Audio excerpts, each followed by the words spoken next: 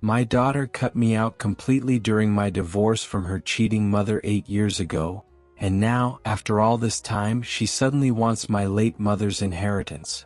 But I told her she has to unblock me first so she can read all the messages she never received.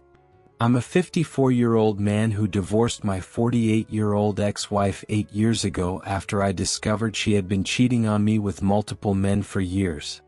Our daughter, now 28, immediately took her mother's side without ever asking for my version of events or how I felt. The divorce nearly destroyed me, not just because my ex used her position as a local journalist and minor celebrity to trash my reputation, but mainly because I lost my only child. She was already an adult when it happened, so I couldn't force my way into her life. She made it clear she chose her mother and wanted nothing to do with me. I have no other family except my mother, who suffered from Alzheimer's, so losing my daughter was the hardest part of an already devastating period. I tried reaching out several times after the divorce, but she refused to listen, and eventually my ex threatened to sue me for harassment if I didn't leave our daughter alone. That was the last straw. I stopped trying. For the past 8 years I've focused on caring for my mom and my construction business. I've had a few casual relationships, but the betrayal left me unable to fully trust anyone again. Then, a few months after my mother passed away, I got a call from an unknown number. I answered and heard a woman's voice I didn't recognize at first. It was my daughter.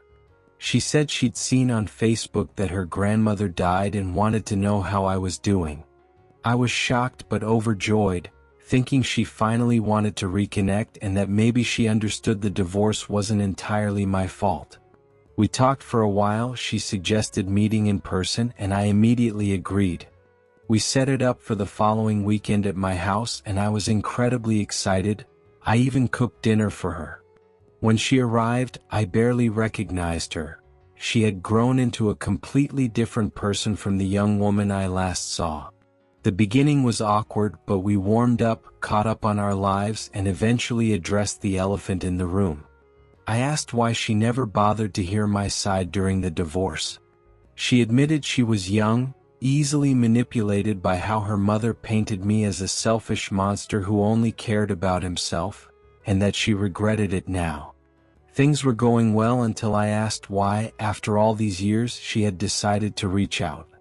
She got uncomfortable and finally confessed she'd been watching my Facebook, saw that Grandma died, and when no lawyer contacted her about an inheritance, she figured she should reach out herself. She claimed she wanted to give me time to grieve, but now that she was engaged, she really needed money for the wedding expenses. It felt like a punch in the gut. I had truly believed my prayers were answered and I might have a family again, but it turned out the only reason she came was for money that isn't even legally hers. It's all mine. If she hadn't abandoned me for 8 years, I probably would have given her most or all of it anyway. Money has never meant much to me. I live simply, own my house outright, and buy my clothes at discount stores. I kept my cool and asked if that was really the only reason she was here. She got defensive, insisted the inheritance was secondary, and that she truly wanted to reconnect and regretted not doing so while Grandma was still alive. But the panic on her face told me everything. To test her, I asked how much she expected. She gave a pretty accurate guess, which showed she'd done her homework. Then I lied and said Grandma had actually left everything to me years ago and I'd already spent it starting a business, but that I'd be happy to help with the wedding out of my own pocket, several $1,000s. The disappointment in her eyes confirmed what I feared. She argued that as the only granddaughter she deserved at least part of it. When I refused, she turned red, got angry, and said I was exactly the selfish person her mother always said I was and that she was glad I was alone. I told her she was truly her mother's daughter, that using my grief to manipulate me was disgusting, and that if she hadn't blocked me years ago she would have seen all the messages I sent. Messages begging her to talk to me, telling her Grandma had been diagnosed with Alzheimer's and wanted to see her granddaughter one last time before she forgot her completely. I made her unblock my old number and forwarded every undelivered message. She looked ashamed, apologized, but still insisted Grandma would have wanted her to have the money and that I was punishing her for being young and foolish. She said she really did want to rebuild our relationship, but if I was going to be selfish about the money, she wouldn't feel comfortable continuing contact. I told her if money was the only thing determining whether we had a relationship, then maybe we were better off without one. She stormed out, glaring at me with pure hatred. Most of my friends say I did the right thing, though one close friend thinks I should just give her some of the money if it means having family in my life again. I'm still torn. Update 1. Thanks for all the responses. I didn't expect so many. To answer the most common questions. Yes, during the divorce I found out my wife of 23 years had been cheating for years. I fell apart, started drinking heavily, had my own flings, and wasn't the father I should have been for a while. My ex used her media connections to ruin my reputation while I was at my lowest. Once I got sober and got my life together, I reached out to my daughter repeatedly, but she had already blocked me everywhere. As for the inheritance, it was actually my father's money. My grandparents were doctors who bought properties that generated a lot of rental income. Dad died when I was 21 and left everything to Mom. After Mom passed, it all came to me as her only child. My ex got nothing from it in the divorce because it was never marital property. My daughter hasn't contacted me since that night, and I don't expect her to. I'm hurt, but I've accepted that some people only come back when they want something. Update 2. Last week my ex-wife showed up at my door unannounced. She'd lost weight and changed her hair, but I recognized her immediately.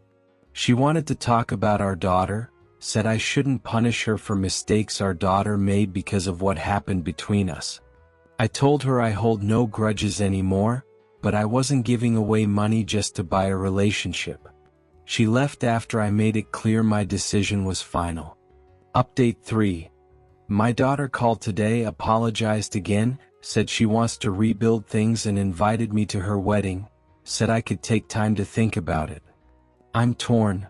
Part of me is thrilled at the chance to walk her down the aisle, but part of me suspects it's just another way to stay on my good side until she can get the money. Update 4. I've decided to go to the wedding. I'll just be a guest, nothing more, and many of you said attending can't hurt. I'm hoping this can be a real fresh start. Wish me luck. Update 5. I should have listened to the people who warned me. Several months after the wedding, where both my daughter and ex were suddenly super nice to me, they both showed up at my house together.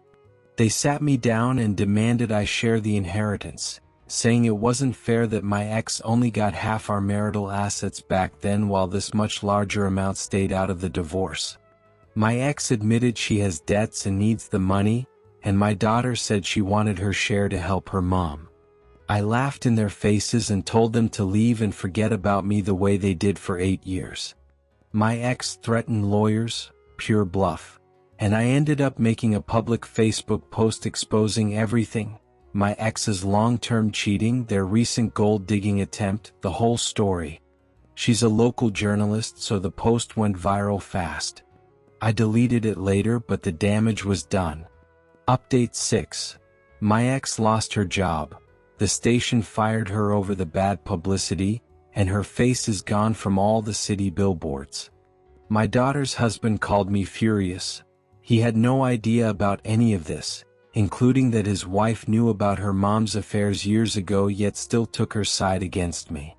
He's now filing for divorce because he says he can't trust someone capable of that level of dishonesty and manipulation. Both women blew up my phone until I blocked them. I feel a strange sense of justice, but mostly relief that the truth is finally out and I can move on for good. Thank you all for the support along the way.